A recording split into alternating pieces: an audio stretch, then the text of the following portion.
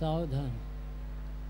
जय श्री ओम नमः सिद्धेभ्यो ओम नमः सिद्धेभ्यो ओम नमः नमो अरिहन्ताणं नमो सिद्धाणं नमो वारियाणं नमो वज्रायाणं नमो लोये सब्यसाहूरं मंगलं भगवान् वीरो मंगलं गौतमोगणि मंगलं कुन्दकुन्दाध्यो जैनधर्मोऽस्तु मंगलं सर्वमङ्गलमाङ्गल्यं सर्वकल्याणकारकं प्रदानं सर्वधर्माणां जैनं जयतु शासनं जैनं जयतु शासनं। नमः समय साराय स्वानुभूत्या चकासिते चिस्वभावाय भावाय सर्वभावान्तरच्छिदे वन्दितु सव्यसिद्धि ध्रुवचल्मणो भवं गतिं पत्ति गच्छामि समय पाहुर मिळमो सुधि केवली वेदम।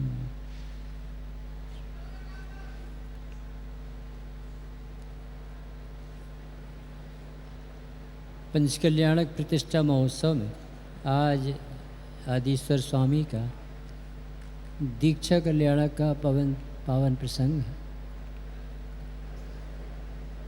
मुनिराजों के स्वरूप को समझने में जहाँ भूल होने से हमें मुनिराज का जीवन बड़ा कष्टमय सा लगता है, जैसे बेचारी सी लगती, दुखी दिखते। और गुरुदेव श्री के आने से गुरुदेव श्री के आने से बहुत अंतर आया। आनंदमयी दशा का नाम मुनि दशा है, प्रचुर स्वसंवेदन का नाम मुनि दशा है। सतत मन भवामो अनंत चैतन्य चिन्हम न खलु यस्माद् अन्यथा साध्य सिद्ध। 24 घंटे दिगंबर संत स्वानुभव का अमृत पीते। कैसा देखने में कैसा लगता है, अंधेरे में रहती और ज्ञान के उजेले में निवास करती, दिखते भूखे से और अत्यंत तृप्त का नाम मुनि दशा। दिखते प्यासे हैं पर अमृत पान करती। हम कैसे समझेंगे दिगंबर मुनिराज किसे कहते। आज का दिवस हमें ये सब प्रेरणा देता है। क्या हुआ कि गुरुदेव श्री का आना होगा तो इस स्वरूप समझ में आया कि अरे मुनिराज जिन्हें नमो लोई सभ्य साहुणम में याद किया जाता है, जिन्हें गणधर भगवान नमस्कार करते हैं, वो कैसा पद होगा।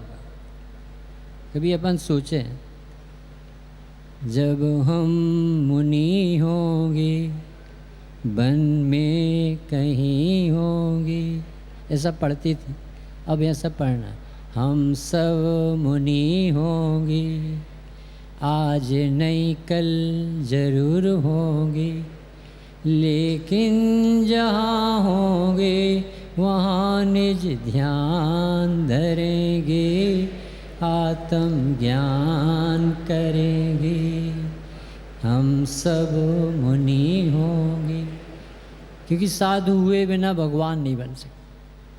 पंच परमेष्टि में सर्वोत्कृष्ट सिद्ध परमेष्टि का सुख चाहिए तो साधना चाहिए, साधना चाहिए तो स्वभाव चाहिए, स्वभाव को साधने वाले साधु कहलाते। उस स्वभाव बताने के लिए हमारे गुरुदेव श्री का इस भरत क्षेत्र में आगमन हुआ। सीमंदर भगवान ने भेजा उन्हें कि भरत क्षेत्र के भव्य जीवों को जगाओ, इन्हें आत्मा बताओ, आत्मा भगवान है। पूज्य गुरुदेव न होते तो आज क्या होता। ऐसा पंच कल्याणक होता, ऐसा कोई निमेश भाई तैयार होता, क्या गजब का काम हो गया। कोई कल्पना के बाहर होगा। कभी सोचा होगा कि हमें कोई भगवान कहकर पुकारेगा, कोई सोचा होगा कि यह करता है, ये अभी अपन ने आदरणीय अमित भाई साहब का आगमन देखा, अपन को ऐसा लग रहा था कि सब डिस्टर्ब हो रहा है। हमारे गुरुदेव ने बताया कि सब व्यवस्थित ही होता है, कुछ भी अटपटा नहीं होता है। सारा भार उतार दिया, हर प्रसंग पर प्रसन्न रहना सिखाया कि कोई किसी का करता धरता नहीं है, होने योग्य ही होता है, अनहोनी कभी होती ही नहीं और होनी हुए बिना रहती नहीं। हर बात में आपको वस्तु स्वरूप दिखाने की सामर्थ्य थी, उसका नाम है कांजी स्वामी सदगुरुदेव। अपने लिए तो भगवान बन कर के आए थे भाई साहब। कोई अपन को अस्थि से प्रसन्न रहने की बात सिखा सकता है? शास्त्र सभाएं होती थी तो उसमें भी आँख से आंसू बहते। अपन ने अभी कभी सुना नहीं कि आत्मा में ऐसी सामर्थ्य है, जैसी सिद्ध भगवान में सामर्थ्य है वैसी मेरी प्रत्येक जीव में। जो निगोद में सोई मुझ में सोई मोक्ष मझार अंतर्भेद जरा भी नाही भेद गिने। क्या कमाल किया गुरुदेव श्री ने, एक कमाल अवाल कुछ नहीं दिया, निहाल कर दिया। पर कैसे कि आत्मा ऐसा स्वरूप से धनी था, उसे खबर नहीं। कितने सरल उदाहरण जो अमृत चंद्र देव ने दिए। मुट्ठी में रखे हुए सोने को मानो कोई भूल गया हो। क्या गजब की बात। मुट्ठी में रखा सोना है, तिजोरी में नहीं रखा, पॉकेट में नहीं रखा, कहाँ रखा है? मुट्ठी में रखा और भूल गया है, यानी कहीं गया नहीं, उसे लाना नहीं है। सोना तो है पर नज़र नहीं। ऐसे ही आत्मा तो भगवान है पर मानता नहीं था। 415 अभिनंदन पत्र दिए अपने कुंद कुंद भगवान ने। 415 बार आपको भगवान है, ज्ञाता द्रव्य, चैतन्य है, ध्रुव है, परिपूर्ण है, शुद्ध है। मेरी सारी सोच बदल दी, तरीके बदल दिए। हर चीज़ में रस आ गया गुरुदेव श्री के आने। पूजा भी चैतन्य रस से मढ़ गई, भर गई। प्रवचन में भी रस, चर्चाओं में भी रस चैतन्य का। क्या है, उन्होंने एक कला सिखाई, उसे अपने आत्मीयता से जोड़ो हर कार्यक्रम, तो आपको अच्छा लगे। पहले सुनते थे कि सिद्ध भगवान और मुनिराज वो होते हैं, वो होते। अब लगने लगा कि यहाँ से होते। ये है आत्मा भगवान की फैक्ट्री। चैतन्य आत्मा है, ध्रुव फैक्ट्री भगवान की। और इस जीव को भूल गया था। काष्ठ मध्य यथा बन्नी शक्ति रूपेण तिष्ठति, तिल मध्य यथा तेल दे मध्य यथा शिव। लकड़ी में अग्नि है, दिखती नहीं है पर है, नहीं है तो कहाँ से निकली। हीरों का हार पहने और उसके प्रकाश में तिजोरी में हीरों का हार ढूंढ रहा, इतनी भूल थी। हार गले में और नज़र नहीं थी और उसी के प्रकाश में ढूंढ रहा था। इसी तरह ज्ञान के प्रकाश में आत्मा को खोज रहा था और स्वयं ज्ञाता दृष्ट है, स्वयं आत्मा है। बहुत बड़ा काम कर गए गुरुदेव श्री। अपन को कल्पना भी नहीं थी। अपन तो ये सोच रहे थे हम पापी हैं, परमात्मा बनेंगे। गुरुदेव ने कहा परमात्मा है, मानता नहीं है, ये पापी पना है। कितना सोच में अंतर आ गया भैया। क्या कहा, अपन क्या सोच रहे थे, हम मूर्ख हैं, अज्ञानी हैं, पापी हैं, मिथ्या दृष्टि हैं, क्रोधी है, रागी है, द्वेषी है, स्त्री है, पुरुष है, मैं सुखी दुखी, मैं रंग के राव, मेरे धन ग्रह, ये सब मान बैठा।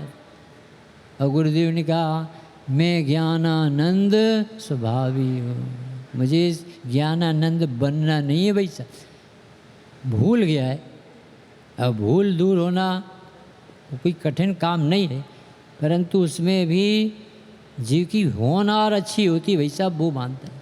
अपन सबकी होनार अच्छी है, इसलिए अपन सबको गुरुदेव अच्छे लग रहे हैं। क्योंकि 4 पशुओं ने अनुमोदना की थी आहार के काल में, और वे भी आदिनाथ के साथ मोक्ष गए हैं। तो अपन सब गुरुदेव के सत्य मार्ग की अनुमोदना करने वाले अब संसार में रह ही नहीं सकते। क्योंकि एक बार सत्य का आदर आना चाहिए, लगना चाहिए कोई किसी का करता धरता नहीं है, विषयों में सुख नहीं है, नहीं है, नहीं है। आत्मा स्वरूप से ही भगवान है, इसका द्रव्य गुण पर्याय अनादि अनंत प्रभु है, इसे किसी ने प्रभु बनाए नहीं है। जंगल के राजा शेर को कौन ने राजा बनाया, किसने वोट डाली? स्वयं ही प्रकृति से राजा। ऐसे ये जीव को किसी ने राजा बनाए नहीं है, तो चैतन्य राजा, ज्ञान स्वभावी भगवान। ऐसे स्वभाव की साधना अपने जीवन में हो। इसके लिए 45 वर्ष तक एक व्यक्ति ने एक ही धुन में एक ही बात कही, आत्मा जानो भगवान हूँ, परमात्मा हूँ, परमात्मा छू एम, नक्की कर हूँ परमात्मा छू एम, निर्णय कर हूँ परमात्मा छू एम, अनुभव कर। इससे ज़्यादा मार्ग नहीं, बहुत सरलता से मार्ग। अब हम देखो आज के प्रसंग में कैसे बैराग गाना चाहिए, अपन को थोड़ी कहाँ ले चलती हैं। अपन ये वचनामृत के बोल पढ़ रहे हैं, समझना भाई, बहुत करुणा से माता जी के वचन निकलते थे कि हाँ खड़े होकर कहती है, भव भ्रमण चलता रहे ऐसे भाव में यह भाव व्यतीत कर देने योग्य नहीं। अपने ऊपर करुणा करना भाई साहब। जिनकी रात्रि में भोजन करने की आदत हो, जिन्हें टीवी देखने के भोगों में लगने की आदत हो, जो ज़्यादा धन बढ़ाने में अपनी सामर्थ्य को बर्बाद कर रहे हो, जो इज्जत पाने के रोग में लग गए हो, सिर्फ एक ही संकल्प लो, हमें भगवान बनना है और कोई काम नहीं। मोह का अभाव कैसे हो, हम इंद्रियों के गुलाम ना बने, हमारी इंद्रियां गुलाम बने, हम जितेंद्रिय होने के लिए पैदा हुए। माता जी के वचन सुनना भाई, भव भ्रमण चलता रहे ऐसे भाव में यह भाव व्यतीत कर देना योग्य नहीं है भाई। भाव के अभाव का प्रयत्न करने के लिए भाव मिला है। भाव भ्रमण कितने दुखों से भरा है, सुनो इतिहास। गंभीरता से विचार करना, नरक के भयंकर दुखों में एक क्षण निकलना असह्य लगता है, और सागरोपम काल आयु हमने कैसे काटी होगी। पुराना इतिहास कौन सुने, किसी विचार करने की फुर्सत कहाँ रहता है जीव। जो निगूद में रहता है कहाँ से निकलेगा। काल अनंत निगूद मझार, कौन है इसका दया करने वाला। यदि ये जीव अपने पर दया नहीं करेगा तो कौन करे। भगवान भी इसे समझा नहीं सकते भाई साहब। और जब सुलटना है ना तो 1 मिनट में सुलट जाता है। अंजन जैसा व्यक्ति निरंजन बन जाता। कोई कब भगवान बन जाएगा, अरे देखता जग रह जाएगा। अंजन जैसे बने निरंजन रे, किसका गौरव कब जग जाएगा। सबको भगवान जानो, सिद्धों जैसा मानो, अशरीरी प्रभु है सभी, क्योंकि आत्मा अनंत गुणों का धनी। आत्मा अनंत गुणों का, उसे नहीं देखना नरक की यातना से, उसे नहीं देखना स्त्री पुरुष न 4 गति के परिवार। कोई कर्म के उदय से 4 गति में नहीं घूम रहा भाई साहब, ये अच्छे समझ लेना। पर द्रव्य को दोष देना महापाप। स्वयं महंत बना रहना चाहता है और पर को दोष लगाता है, यह जैन शासन में अनीति टिकने वाली नहीं। स्वयं ने अपने भगवान को भुलाया है, सिद्धों जैसे भगवान की उपेक्षा की है, उसके लिए विचार हैं। नरक के भयंकर दुखों से तूने कैसे समय निकाले होंगे। ये 23 तीर्थंकर आदिनाथ के काल में जो 23 तीर्थंकर हैं सब निगोदों में डले थे। अपनी क्या दशा होती और कैसा क्या क्या है, कौन रहम करने वाला, किसको दया है। दशा चारों गति की दयनी, दया का किंतु न यहाँ विधान। शरण जो अपराधी को दे, अरे अपराधी। बाबूजी की अमर रचना है। बाबूजी के पिताजी का नाम कांजी स्वामी, कांजी स्वामी के बेटे का नाम बाबू युगल जी है। यहाँ सागरूपम काल आयु कैसे कटी होगी भाई, अपने बारे में विचार करना है। नरक के दुख सुने जाए ऐसे नहीं है। सीता जी का जीव प्रत्येंद्र जब रावण को लक्ष्मण को संबोधने गया था तब देख करके इतना कांप जाता था वहाँ से निकलने के लिए। निकलने के बाद और बेचे वहाँ की चिल्लाहट याद आती थी, अरे रे कैसे तड़पते हैं, कैसे सुना था दुख है। और ये जीव वो है जो रात्रि में खाता है, कंदमूल खाता है, व्यसन सेवन करता है, वो चला जाता है। बहुत आराम परिग्रह वाला चला जाता है। ये पुण्य के उदय में ये ठाठ मिला था, साहब काय के लिए था, परमार्थ साधने के लिए। श्रीमद् राजचंद्र जी ने लिखा, लक्ष्मी बढ़ी, अधिकार बढ़े, काय के लिए थे, पर बढ़ गया क्या बोलिए, परिवार और कुटुंब है क्या, वृद्धि नहीं मानिए। यदि तेरे पास सूखी रोटी और मठा हो तो इतने में संतोष करके भव के अभाव की तैयारी करना भाई साहब, और कोई संकल्प नहीं करना। नरक में थे, तड़प रहे थे, कोई सुनने वाला नहीं था। नरक में जिसने भाव न भाई, मानुष तन को पाने की, वेश दिगंबर धारण करके, मुक्ति पद को पाने की।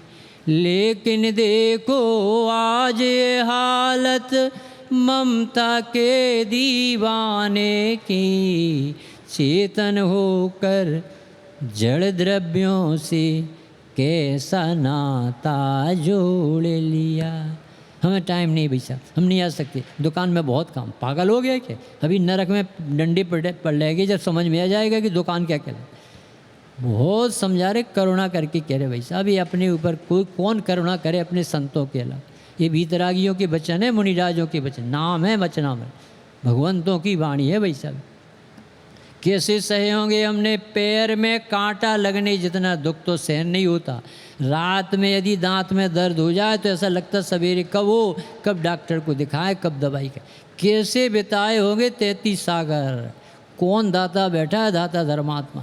ये आज बैराग लाने के लिए कह रहे, शुष्क बैराग नहीं चाहिए, शुष्क ज्ञान नहीं चाहिए भैया, रुंधी हुई कसाय वाला बैराग नहीं चाहिए, प्रासंगिक और डनलप के गद्दे पर बैठकर दबने वाला नहीं चाहिए। हर्ट से भीतर नाभि से उत्पन्न हुआ, संसार में कुछ दम नहीं है। आत्मा को देखने वाले को सचमुच में बैराग आता। ज्ञान के साथ बैराग की संधि। जितना दुख सहन नहीं होता तो फिर कितने दुख। अरे गर्भ में कभी कभी ये जीव 12 वर्ष तक रहता है। ऐसे अपने जनागम में लिखा कि यदि कभी पहुंच जाए तो 12 वर्ष रहे, 9.25 माह बाद जन्म ले और फिर से 12 वर्ष के लिए फिर चला जाए। सोचो तो क्या दशा है। जरा सी ऑक्सीजन नहीं मिले तो सहन नहीं होता। वहाँ 24 वर्ष कैसे काल बिताए हो। ऐसे फल किस कारण से आए? मिथ्यात्व के कारण से, आत्मरुचि के कारण से। विषयों में सुख बुद्धि, 4 बुद्धियाँ कहते थे स्वामी जी। देह में हम बुद्धि, पर द्रव्य में कर्तृत्व बुद्धि, विषयों में सुख बुद्धि और पुण्य में धर्म बुद्धि, और गे लुब्धता 5वीं बुद्धि, जो मोबाइल छाप लोगों के हाथ। कितने व्यक्ति हम बैठे रहते बाजू में, वो मोबाइल नहीं छोड़ते, उसमें बटन चटकाते रहते, इतने बड़े बड़े कार्यक्रम होते रहते। कितना गंदा रोग आया है, कैसे नरक ले जाने वाली चीज़ आई आपके हाथ। और जीव को करुणा नहीं आ रही कि हम अपना उपयोग बर्बाद कर रहे हैं। कितना आवरण पड़ रहा है, क्या मिलेगा उसमें? कोई सम्यक दर्शन है कि आत्मा है कि मुनिराज बैठे? क्या है? जिनवाणी छोड़कर उसमें पढ़ते, जिनवाणी की भी बिना चली। सोचना भाई अपने भीतर। मिथ्यात्व को छोड़ने का उद्यम कर। तू क्यों नहीं करता? गफलत में क्यों रहता है?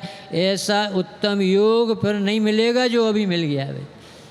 तू मिथ्यात्व छोड़ने के लिए जी जान से प्रयत्न कर। सुनने सुनाने से नहीं जाता। अंदर में लगे कि मैं भगवान हूँ, गायक हूँ, मुझे क्यों नहीं दिखता, मैं क्यों नहीं मानता, मेरा रस क्यों पड़ा है बा, तो हो जाएगा। खटक लगना चाहिए। माता जी की भाषा में कहे लगनी ही मार्ग खुद। कहीं रुचे तो संसार समझ लेना बहुत भयंकर है। कुछ नहीं रुचना चाहिए, एकमात्र याद आए, बार बार याद है, मैं कौन हूँ, मैं कौन, मैं जी हूँ, मैं ही ज्ञाता हूँ। ज्ञान मेरे से होता है, ज्ञान से मेरा परिचय हो रहा। ज्ञान के अलावा मैं कुछ कर सकता नहीं, मेरा स्वभाव नहीं। ऐसी धुन लगे कि सपने इसी के आए। हमसे बाबूजी कहते थे कि बताओ राजन, तुम्हारी नींद हराम हुई है आत्मा के विरह में? कभी तुम्हें लगा है कि इसके बिना मैं कैसे रह लेता हूँ? और आत्मा चाहते हो, धर्म करना चाहते। ये बहुत गंभीर मार्ग है, बहुत अंदर का। गुरुदेव ने कैसी, मम्मी मुझे अच्छा नहीं लगता ये पढ़ाई, लौकिक पढ़ाई नहीं चाहिए, मुझे शांति नहीं मिलती है। ऐसे माता जी इसके 6वीं क्लास पढ़े अपने गुरु जी, जिनके ऊपर डॉक्टरेट हो रही है, जिनके एक एक शब्द शास्त्र बन गए हैं। जो सीमंदर भगवान का संदेशा बांटने के लिए आए थे। ऐसे गुरुदेव श्री अपन को कौन से पुण्य से मिल गए भाई, महाभाग समझो। जिसके सिर पर गुरु है उसके संसार का अंत आने वाला है। जैसे गुरु समझ में आ जाते हैं उसके ज़्यादा भाव नहीं रहते। ये क्या रहस्य बताते थे, कहाँ से बोलते थे, क्या वेदन करके बोल। और जब दीक्षित हो गए तो अभी वहाँ उन्हें चैन नहीं पड़ी। मुझसे नहीं कहना मैं किसी सेठानी और सेठ को भक्तामर पढ़ाऊँ, मेरा काम भक्तामर पढ़ाने का नहीं है, आत्मा की खोज करने लिया है। गुरु ने कहा ये पेंट करो, ये बर्तनों के, ये मेरे बस का काम नहीं, मुझे तो आत्मा चाहिए, आत्मा चाहिए, आत्मा। और उस समय भी कैसे उत्तर निकलते थे। दो व्यक्तियों के एक से बंधन हो, एक से उदय हो, तो उनके परिणाम कैसे होंगे कि अलग अलग होंगे। क्यों होंगे कि निरपेक्ष परिणमन होता, कर्म के उदय से भाव नहीं होते, वस्तु परिणमन स्वतंत्रता से करते। तू मिथ्या छोड़ने के लिए यानी भ्रम तोड़ने के लिए प्रयास कर भाई। साता साता से भिन्न, आकुलतामय स्वभाव से भिन्न, ऐसा निराकुल ज्ञायक भगवान अनुभवने का प्रबल पुरुषार्थ कर कि जो चैतन्य परमात्मा यही में हो। अब दीक्षा कैसी ली जाती, अभी तो विरक्ति दिलाने की बात कही, अभी दीक्षा के सम्यक दर्शन होने के पश्चात अब जो मति श्रुत अवधि विराजित जिन जब जन्म आत्मरुचि लेकर के तो अपने आदिनाथ बाल तीर्थंकर आए थे। बहुत सहज जीवन जिए, 83 लाख फूट। आज अपन को पता है था एक पूर कितना बड़ा हो, 70,56,000 करोड़ वर्ष का एक, और ऐसे 83 लाख फूट, और कोई कंप्लेंट नहीं है, न कोई बीमारी नहीं है, न कोई ऐसी भोजन है, न कुछ। तो ऐसा आत्मज्ञानी जीव आत्मस्थिरता बढ़ाने के लिए मुनि दीक्षा धारण कर। फिर से सुनना भाई, हमें लगता है कि कपड़ा उतार देते हैं, घर छोड़ देते हैं, पत्नी पुत्र परिवार छोड़ देते हैं, ऐसा निरूपण अपने जनागम में भरा पड़ा है। क्योंकि वस्त्रधारी तीर्थंकर का भी द्रव्यो तो निर्वाण नहीं प्राप्त कर, नग्गो ही मोक्ष मग्गो, नग्नता ही मुनि मार्ग है। इससे गृहीत मिथ्यास्य निकाल। और फिर कहा कि यदि आत्मज्ञान नहीं होगा तो नग्गो ही दुख मग्गो, नग्नता के लिए धारण की हो तत्व ज्ञान नहीं हुआ तो ये नग्नता तुम्हें दुख देगी। अब तो मुनि निर्वस्त्र ही होते हैं, पंच महाव्रतादिक धारण करके ही होते हैं, 28 मूल गुण रतिचार पालन करते हैं। उन्हें इस जाति के परिणाम ही नहीं आते शिथिलता के वस्त्र धारण की। उन्हें पाप के भाव सर्व आरंभ परिग्रह का त्याग करके वैरागी होकर के शुद्धोपयोग रूप मुनि दीक्षा धारण की, परम सामायिक चारित्र को प्रकट। अब ऐसे दिगंबर मुनिराज जिनके बारे में बताना चाहते हैं कि आत्मस्थिरता बढ़ते बढ़ते बारंबार स्वरूप लीनता होती रहे, मुनि को स्वरूप की ओर ढलती हुई शुद्धि इतनी बढ़ जाती है कि वे घड़ी घड़ी में आत्मा में अनुभव में प्रवेश करते। पूर्ण वीतरागता के अभाव के कारण जब बाहर आते हैं तब विकल्प तो उठते हैं, पर वे ग्रस्त दशा के योग विकल्प नहीं उठते। क्या कहा, ऐसे भाव नहीं उठते हैं कि हम पंचकल्याणक करा हैं, ऐसे भाव नहीं उठते हैं कि मंदिर बनाएं, ऐसे भाव उठते हैं कि स्वरूप में समझ आए तो ऐसा अध्ययन हो, तत्व चिंतन हो, साधर्मी के प्रति दीक्षा शिक्षा की चर्चा हो सकती है। पर लौकिक ग्रस्तों जैसे काम मुनिराज नहीं करते, क्योंकि वो राग ही खत्म हो।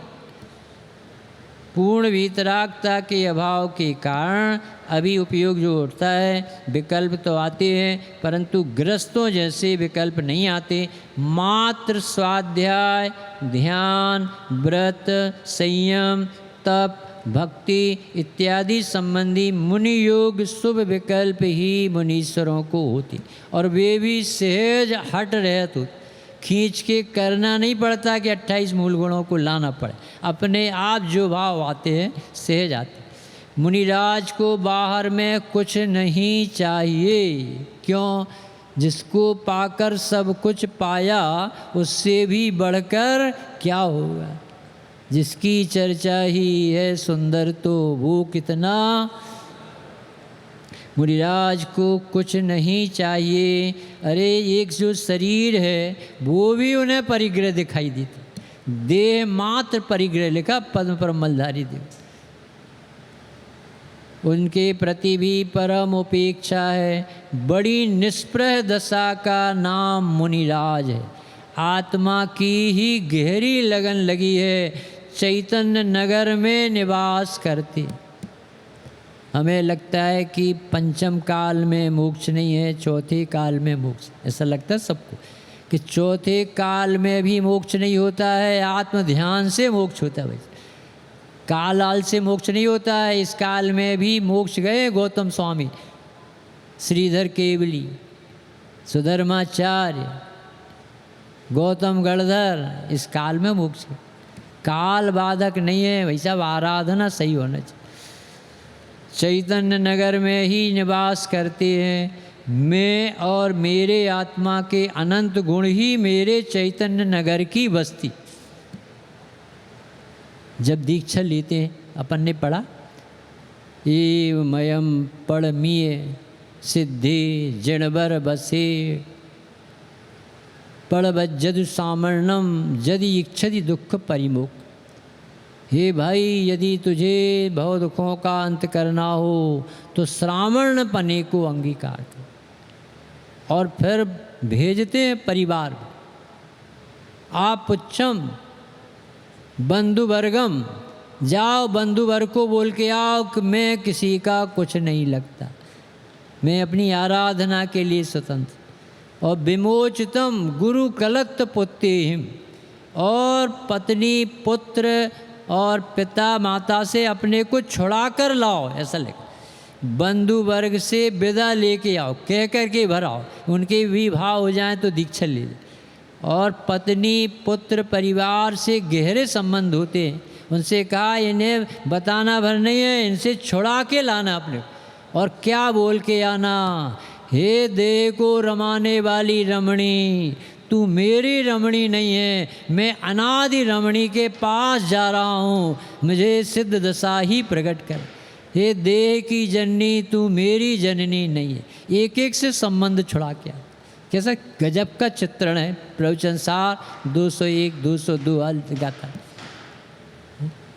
अमृत चंद्र देव कहते मैं मोक्षाधिकारी खड़ा हूँ, कोई तकलीफ हो तो मुझे बताना। मुनि दशा धारण करने पर एक भी कष्ट नहीं आएंगे, क्योंकि आत्मा तो विभाव प्ररूप तत्व, कसाय प्ररूप तत्व, दुख प्ररूप तत्व, उसके भीतर किसी का प्रवेश नहीं। अपन को बहुत गलत फहमी है कि मुनिराज कैसे होंगे, मच्छर काटते होंगे, सर्प कीड़े मकोड़े उनके ऊपर लूटते होंगे, चिंगाड़ते होंगे, दहाड़ते होंगे, गरजते होंगे, शेर हाथी क्या करते होंगे, कि वे स्वरूप में समाये रहते, वे स्वरूप नगर में निवास करते, वे अपने घर में रहते, उन्हें वो बाधा नहीं डालते। यदि बाधा भी आएगी तो देह को आएगी, मुझे नहीं आएगी। ये भेद विज्ञान बहुत गहरा भेद विज्ञान। ऐसी आत्मा की लगन लगी है, चैतन्य नगर में ही जिनका निवास है। मैं और मेरे आत्मा के अनंत गुण ही मेरे परिवार हैं, और मुझे किससे काम। इस प्रकार एक आत्मा की ही जिन्हें धुन है, विश्व की कथा से जो उदास।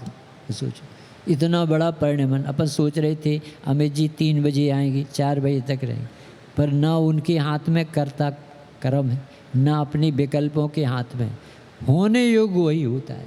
एक भी परिणति को कोई भी विश्व में को सक्कति बारे दो मिंदो व जड़ंदुआ जम जस जम देसे जेण विहाड़ेण तम्मी कालम मई रादम जणेण नीदम जम्मम वा अहम मरणम वा तम तस्य तम देसे तेण विहाड़ेण तम कालन्मी को सक्कति बारे दो मिंदो व जड़ंद। इंद्र और जिनेन्द्र की भी उसे बदलने की ताकत नहीं है, होने योग्य ही होता है। ऐसे गुरु मंत्र को जो धारण कर लेता है उसे कभी कोई कष्ट नहीं। 5 लाख का घाटा हुआ तो सेठ कहता है कि मुनीम दान देना बढ़ा दो। अरे सेठ जी सुना नहीं कि घाटा हुआ? हाँ इसीलिए तो कह रहा हूँ कि दान बढ़ा दो, क्योंकि पाप के उदय में धर्म के कार्य में लगाओ धन। ये कहाँ से मति आती है? ये जैन शासन सिखाते हैं। कुछ भी अनहोना नहीं होता भाई साहब। एक भी घटना ऐसी नहीं है जो नहीं घटने योग्य थी और हो गई हो। कि जिनेंद्र देव के तत्व को श्रवण करने वाला, पहचानने वाला कैसे दुखी होगा? उसे भगवान कोई विश्व में दुखी करने की सामर्थ्य वाला पैदा नहीं। कोई भी किसी को आज तक सुखी दुखी कर ही नहीं पाए, कर सकने की व्यवस्था ही नहीं। सब जीव अपने स्वभाव को समझकर सिद्ध दशा प्रकट कर सकते, ऐसी बात है। बस एक आत्मा में ही जिनका जीवन है। मुनिराज कैसे होते हैं? अष्टपाहर, जिन्हें देख करके जैन दर्शन समझा जा सकता है, जिन्हें लिखा है कि चलते फिरते सिद्धों से गुरु, चरणों में शीश झुकाते हैं, हम चलें आपके कदमों पर, नित्य यही भावना बा। ये गुरुवर शाश्वत सुख दर्शक, ये नगने स्वरूप तुम्हारा है, जग की नश्वरता का सच्चा दिग्दर्शन करने वाला है। जब जग विषयों में रच पच कर गाफिल निद्रा में सोता हो, अथवा वह शिव की निष्कंटक पथ में भी से कंटक के बोता।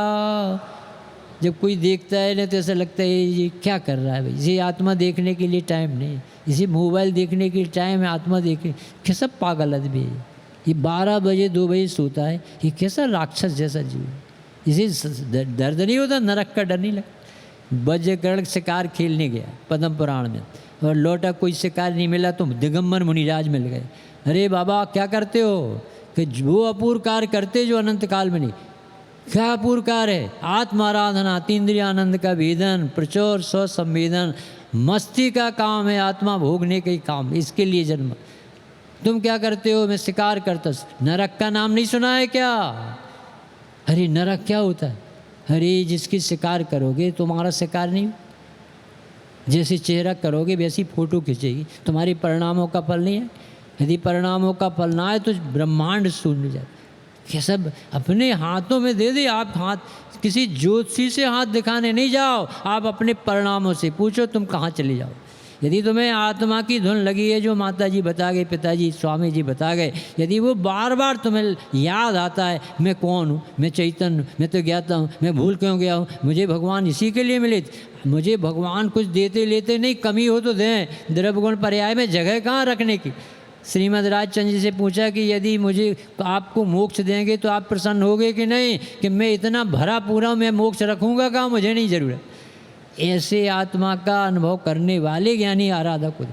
हम अपन सोच रहे थे कि अपन पापी अज्ञानी, अभी सब ज्ञानानंद स्वभाव ही है, अपन अपने कोई कमी नहीं है, सिर्फ भूले हैं। उस भूल को मिटाने के लिए 45 साल अपन को बहुत बड़ा उपकार लगना चाहिए कि एक व्यक्ति कैसा अपना जीवन दान देता है। कितनी गाली, कैसे काले झंडे, कैसे पत्थर। इंदौर गए तो उन्होंने बताया कि यहाँ से बोलने नहीं दिया, काले झंडे दिखाए, पत्थर भी मारे, मनोहर लाल जी काला। फिर हम आड़े आ जाते थे। गुरुदेव बोली क्यों किसी को कुछ भी बोझ ना पड़े। ऐसी करुणा मूर्ति का नाम है कांजी स्वामी। ऐसा हृदय का विशाल के जिसने सारे जगत को जगाने के लिए मानो जन्म लिया हो, परंतु कौन मानेगा। अपन सबकी होनहार अच्छी भाई साहब, जो अपन गुरुदेव को पहचान गए, अपन सब सिद्ध बनने वाले इस रूप में देखा करो। अपने पीठ पर कभी धन्यवाद दिया करो कि अपनी होनहार अच्छी। अभिनंदन अभिवादन अपने द्वारा अपना, अपने ही हाथों से स्वयंवर अपना हो जाए। चैतन्य के दर्पण में, आनंद के आलय में, आनंद ही आनंद है, ज्ञान ही बस ज्ञान है, गुरुवर ही समझाए। हमें लगता है मैं क्रोधी हूँ, गुरुदेव क्या क्रोधी नहीं है। आत्मा और क्रोध तत्व ही अलग अलग हैं, एक जीव तत्व एक आश्रव तत्व। क्या भार उतारा भाई। हम तो माने थे पापी आश्रव परिणाम होता है भाई साहब, आत्मा पापी नहीं होता, आत्मा तो ज्ञान स्वभाव ही होता। मेरे ज्ञान में परगेय की दुर्गंध नहीं है, उपयोग में उपयोग है, क्रोधादि नहीं है। अभिनंदन अभिवादन अपने द्वारा अपना। किसका कौन करे? कोई अपना अभिनंदन नहीं कर सकता। आपकी परिणति ही आपका अभिनंदन करे, वो आपके काम में आती। और जो पुण्य के उदय से अभिनंदन होता है उसमें तो पुण्य जलता है भाई साहब, उसमें जीव को लाभ नहीं होता कोई। ये अभिनंदन है जो मैं भगवान हूँ, मैं ज्ञायक हूँ, मैं चैतन्य हूँ। अभिनंदन अभिवादन अपने द्वारा अपना, अपने ही हाथों से स्वयंवर अपना हो जाए। चैतन्य के दर्पण में आनंद के आलय में बस ज्ञान ही बस ज्ञान है, कोई कैसे समझाए। और जगत कैसा है? विषयों के भरोसे में जीवन मत खोना बावरे, तृष्णा नित्य तड़पाए, तुझे भव रुलवाए। यदि तुमने इस तरफ नहीं आराधना की, ध्यान नहीं लगाया, तो कहाँ वीर जाएगा, वहाँ कुछ मिलेगा नहीं। कैसा है इस स्वरूप मुनिपद? बस 5 मिनट और लीजिए। मुनि 6वें 7वें गुणस्थान में रहें। अरे गुणस्थान में नहीं रहते भाई साहब, वे अपने में रहते हैं। अस्थिरता का नाम करणान युग में गुणस्थान। आत्मा में गुणस्थान नहीं होते, आत्मा में तो आत्मा होता है। आत्मा को आत्मा देखने वाले का नाम चौथा गुणस्थान, और आत्मा में आत्मा देखते रहे, इसका नाम है 6वां 7वां, और कभी ना छूटे उसका नाम है 13वां 14वां वो गुणस्थान आती। आत्मा में गुणस्थान नहीं। किसी पढ़ाई पढ़ाने आए एक व्यक्ति, आत्मशुद्धि की दशा में वहीं के वहीं खड़े नहीं रहते, आगे बढ़ते जाते। केवल ज्ञान न हो तब तक शुद्धि बढ़ाते ही जाते। ये मुनि की अंतर साधना है। जगत के जीव मुनि की अंतरंग साधना क्या जाने। बेचारे कहते रे महाराज जी को ठंड लग रही होगी। अरे ठंडी लगे तो फिर महाराज जी कहाँ हैं? महाराज जी हैं तभी तो ठंड नहीं लगती, क्योंकि आत्मा जी को पहचान लिया। आत्मा में ठंड नहीं होती भाई साहब, आत्मा में आनंद ही आनंद होता है। आत्मा कहाँ से ठंडा लगे? ठंड को जानने वाला तत्व है।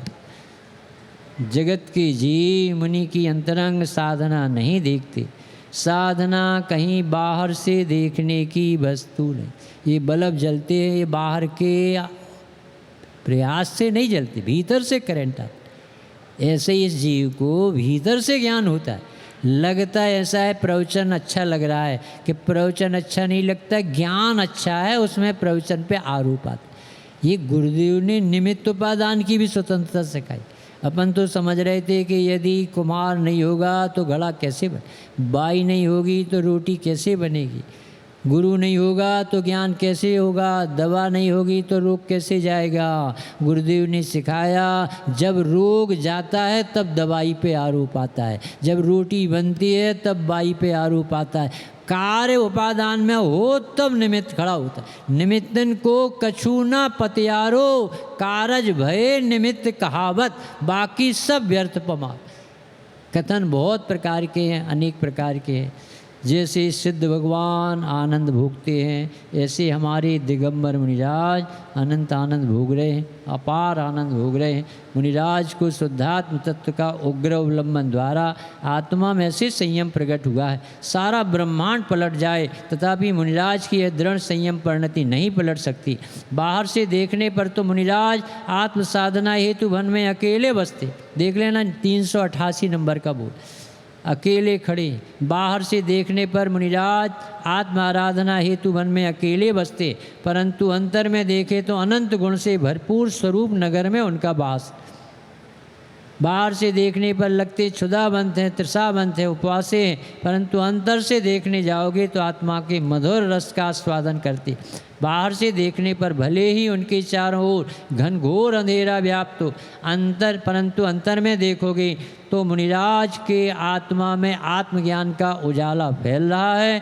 बाहर से देखने पर भले ही मुनिराज सूर्य के प्रखर प्रताप में ध्यान करते दिखें, परंतु अंतर में संयम रूपी कल्प वृक्ष की शीतल छाया में विराजमान।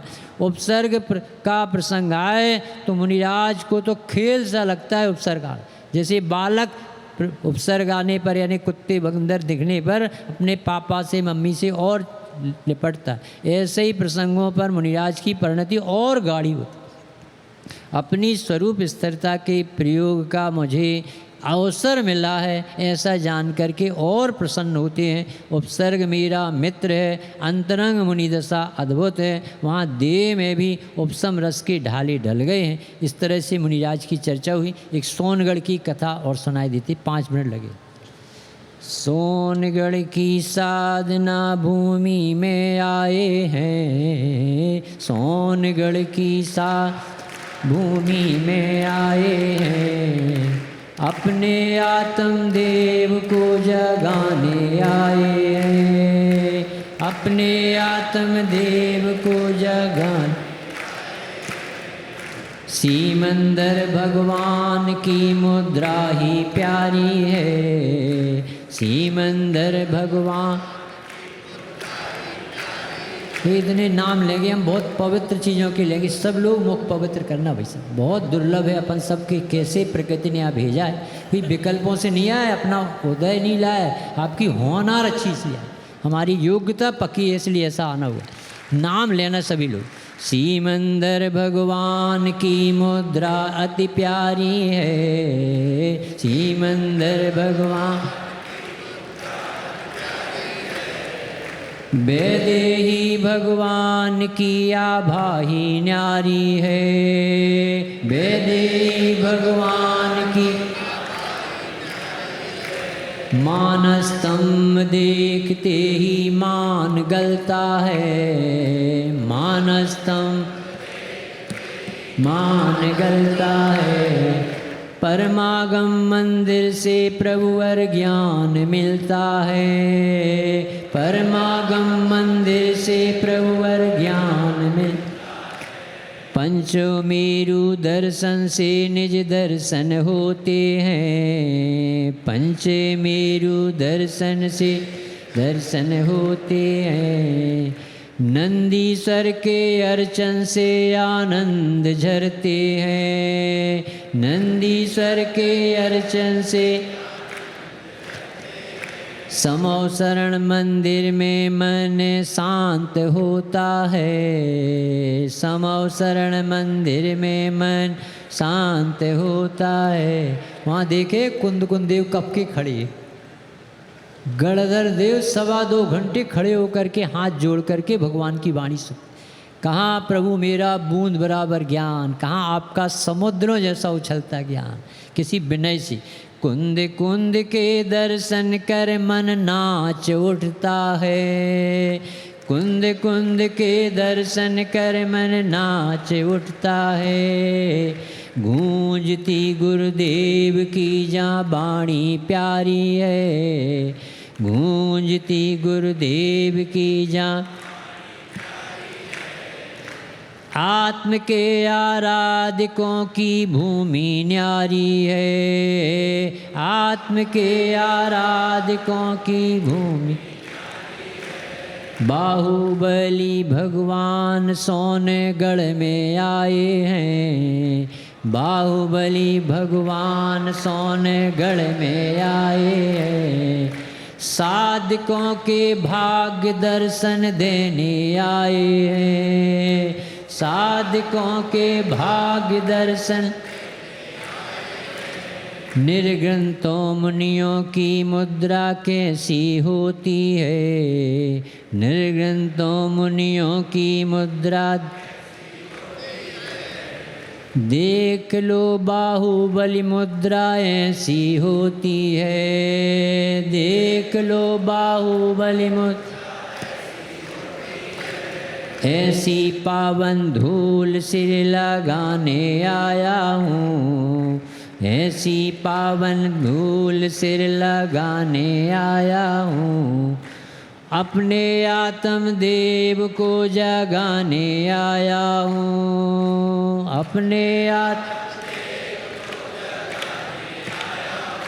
श्रवण बेल गोला हो या सोनगढ़ तीर, श्रवण बेल गोला हो या सोनगढ़ तीर, बाहुबली तो एक ही है शांत श्री मूर, बाहुबली तो एक ही है शांत श्री मूर, मानो गोमट गिरी के बाहुबली ही आए हैं, मानो गोमट गिरी के बाहुबली ही आए हैं, हम तो महाभाग्यशाली दर्शन पाए हैं, हम तो महाभाग्यशाली सोनगढ़ की साधना भूमि में आए हैं,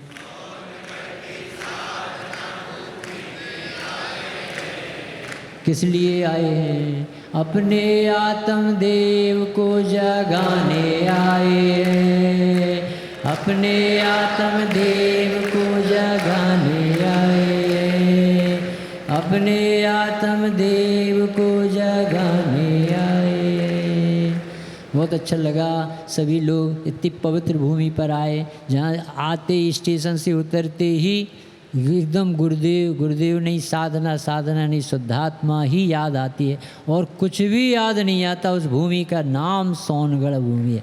ऐसी पवित्र भूमि को, गुरुदेव श्री को, माता जी को, सब ज्ञानियों को बार बार वंदन है। गुरुदेव श्री ने सबको बहुत वात्सल्य दिया, सब पंडितों को अपनाया। फूलचंद जी, सिद्धांत शास्त्री, डॉक्टर भारल, युगल जी नहीं आए क्या? ज्ञानचंद जी कहाँ है? कैसा महान पवित्र हृदय था। ऐसे गुरुदेव श्री सबके हृदय में बैठे, सभी लोग शुद्धात्मा की आराधना करते करते सिद्ध दशा को प्राप्त करें, ऐसी मंगल भावना से।